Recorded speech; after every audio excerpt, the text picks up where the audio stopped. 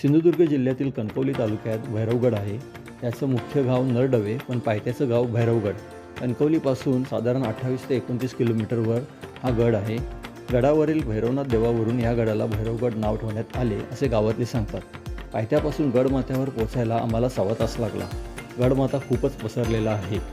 माथ्यावर पोचल्यावर उजवीकडे मंदिराकडे जाताना वाटेत झाडाझुडपात ढासळलेली तटबंदी बुरुज दिसते. याच्या बाजूनेच पुढे भैरवगड मंदिराकडे वाट जाते. मंदिराच्या समोर 2 तोफा आणि कमानी आहे. त्याच्या बाजूला पाठीमागे मारुतीचं शिल्प आहे. मंदिर परिसरात अजून काही चौथऱ्याच्या दगडाचे अवशेष दिसतात. मंदिराच्या पाठीमागे एक वाट खाली जाते. इथे पावसात पाण्याच्या झऱ्यामुळे छोट्याशा डबक्यात पाणी साचते. बहुतेक हे पाणी गडावरती वापरत असावे. तर एक वाट मंदिराच्या समोर डावीकडे जाते. ह्या वाटेने पुढे गेलो असता पुढे 2 वाटा लागतात.